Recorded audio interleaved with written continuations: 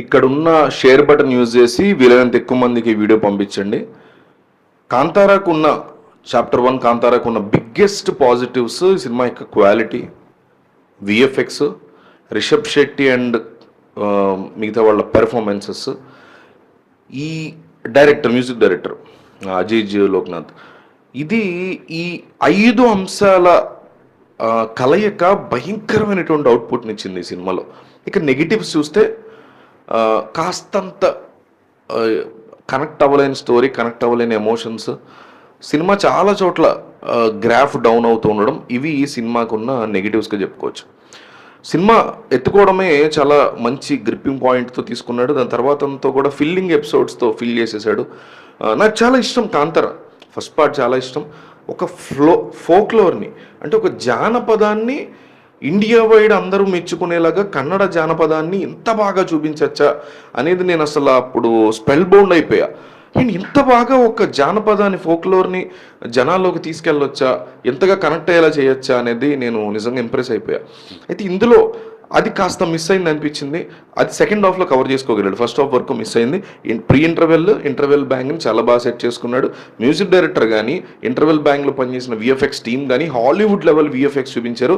ఎక్సలెంట్గా ఉంది first half, ఆ పాయింట్ ఇంటర్వెల్ బ్లాక్ వరకు. ఇక సెకండ్ హాఫ్ వచ్చేసరికి అది కూడా చాలా చోట్ల స్టోరీ కాస్త గ్రాఫ్ అప్ అండ్ డౌన్ అవుతూ వచ్చింది. బట్ ఫైనల్గా అంటే కొన్ని మధ్యలో కూడా కొన్ని బ్లాక్స్ హీరో మీద ఆవాహం అవడం కానీ, ఆ ఎపిసోడ్స్కి అసలు థియేటర్ కొన్ని ఎపిసోడ్స్కి సెకండ్ హాఫ్లో అట్లా ఎరప్ట్ అయిందబ్బా. జనం భయంకరమైన కనెక్ట్ అయ్యారు ఆ బ్లాక్స్కి. అంటే ఇవి పడాలి, ఇవి పడితే సినిమా పీక్కి వెళ్తుందనే పర్ఫెక్ట్ రైటింగ్తో రాశాడు తనే డైరెక్టర్, చాలా బాగా రాశాడు. అండ్ క్లైమాక్స్కి వచ్చేసరికి సినిమాని అట్లా లేపి ఒక లెవెల్లో నిలబెట్టి బయట పంపిస్తాడు మన థియేటర్లోంచి. సో ఫైనెస్ట్ థియేట్రికల్ ఎక్స్పీరియన్స్ కావాలి నాకు అనుకుంటే నోరు మూసుకుని ఇమీడియట్గా టికెట్స్ బుక్ చేసుకోండి.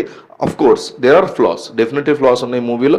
సూపర్ డూపర్ తిరుగులేని సినిమా అయితే కాదు, బట్ డెఫినెట్లీ ఇండియన్ సినిమా హిస్టరీలో అందరూ గుర్తుపెట్టుకునే ఆ కాంతారాకి ఏమాత్రం తీసిపోని చాప్టర్ 1 ప్రీక్వెల్ తీసుకొచ్చారు.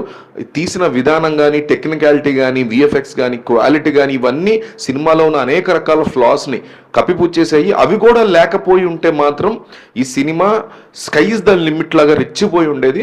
బట్ స్టిల్ ఇప్పటికీ కూడా కమర్షియల్గా వర్కౌట్ అవుతుంది, క్రిటికల్ అప్లాజ్ వస్తుంది. రిషబ్ శెట్టికి డెఫినెట్లీ అవార్డు వస్తుంది, నేషనల్ అవార్డు వచ్చిన ఆశ్చర్యపోక్కర్లేదు. పీకెస్ట్ ఆఫ్ పెర్ఫార్మెన్స్ ఇచ్చాడు కొన్ని ఎపిసోడ్స్లో. సో మీరు ఆల్రెడీ ఎవరన్నా చూసుంటే మీకు ఎట్లా అనిపించింది అనేది కామెంట్ చేయండి. యా.